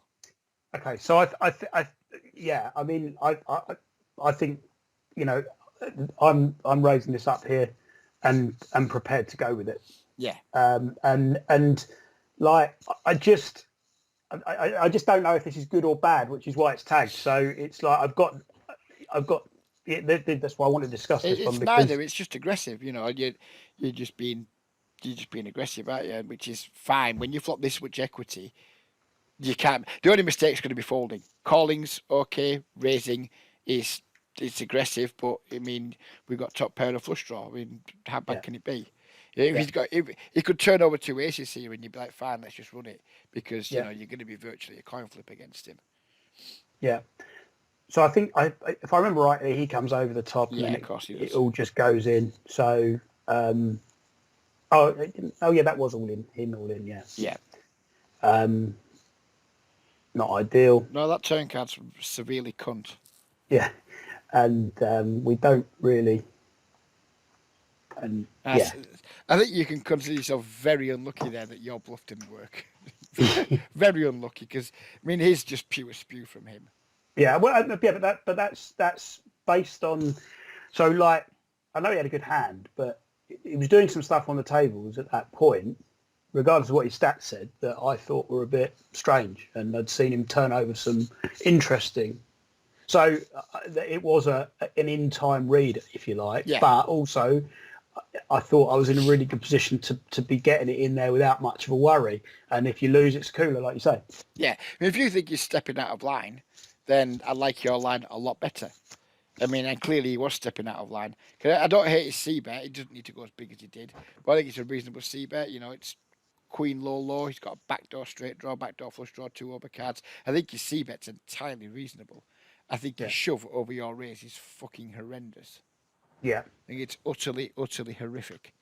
And I'm surprised he was as weak as ace king. I just presumed that he's just going to have the aces, and we're just going to be off to the races. So yeah, I mean, you're unlucky that he's decided to spew, and then he's been rewarded for it. Because I Yeah. mean, he's played. I think you played it fine. I would just have called, but raise it, get it in. It can't be bad. You've got top pair, a second nut flush draw, and a 3-bet pot. I mean, no issue with it whatsoever. Just against this player type in general, 28-8, I think your raise is going to have a lot less success than it's going to have against a regular. Yeah. No, that's fair point. That's fair point. I'd much rather take your line against an aggro reg than against a 24/8 or 28/8. Sorry. But at the end of the day, the game's all about equity, and you've got, no matter what he's got there, you've got good equity. You're blocking top set, so it's very unlikely to have top set. So all your two pair outs should be good, and then you got your flush outs too, and then you got your backdoor straight. Have you got backdoor straight? No, you haven't. No, ignore me. I'm a fucking cunt to say backdoor straight. But like with your like, you got 2 outs to trips, 3 outs to two pair, and like another 8 outs to your flush. So what have you got there? 13, 14 outs. How bad can it be? Yeah, it just can't yeah, be. and that's what I thought. I mean, I put it in there because I'm never 100% sure whether that's, like, well, I know it's fine to sort of get it in there and it's a cooler, but again, it was just against that particular play and how it played out, was that the right way to go? But Yeah. as I say, at the time on that particular player, I'd spotted a few things on the table that I thought, that's interesting. Yeah, There you go. Yeah, I think against population, that's probably it's not going to be the best line to take. But like I said, there's no way it can be. It's not losing. There's no way it's losing, because when all the money goes in, you're probably a coin flip, and then you get all the times when he just folds, so that you just make the money there. So what you did is definitely plus EV. Is it the highest EV? Who knows? Yeah, It's definitely absolutely. plus EV, so it's not the end of the world. Yeah, agreed. Well, I've got nothing else left to review. No worries. Well, we've got a very long video out of it that maybe 10 people have reached the end of. But yeah, I've been happy with that. Like you said, you haven't been in contact with me for a short while because you've been hibernating. I think this is something I'd like to do every Monday. I don't know if you could commit to doing it every Monday. I can certainly do it. We can certainly try. Yeah. And it might, Well, if not, we could do it another day of the week and I could just put the video out on a Monday. But I think that doing this into like a little series, I think, yeah. Well, I don't give a fuck if viewers don't like it. I like doing it, and it gets Yeah. me some nice, easy content. It gets me chatting with someone whose company I enjoy. It gets me some nice, easy content for YouTube, and some people might like it. So, yeah, It gives the viewers something to laugh about yeah. So some of just my plays as well. So they can call me cunts as yeah. well. So if you know over the weekend that you're not going to be free Monday, we can Yeah. maybe just do it on a Saturday or a Sunday, and then just put it out on the Monday. So yeah, we'll aim to do this once a week again. Yeah. Okay. Brilliant. Sounds good to Magic, me. excellent. Cheers, fella. All right. Brilliant. Well, thanks for that, and have a good rest of the day. I'll try. So there we go. That was Simon. I hope you guys enjoyed that, and I certainly did. And as you heard, Simon is happy to do this on an ongoing basis. So this could become a regular Monday thing, hopefully. So if you have liked it, please do hit the like. Please do leave a comment because it's nice to know that you're doing something that some people are watching. So if you have got to the end, please do leave any comment, even if it's just like fucking anything. Just leave a comment. So let me know you've got this far, please, because people can like at the start, can't they? If you've got this far, please leave a comment of anything, just so we can see how many people are getting this far and how many people are enjoying it. But thank you very much. I hope you've enjoyed the video, and there'll be another one pretty soon. I'll probably do one later this week, just reviewing some of my own hands. Hopefully, I'll have somebody with me. If not, I'll just do it on my own. But we'll leave it there for now. Take care, everybody, and goodbye.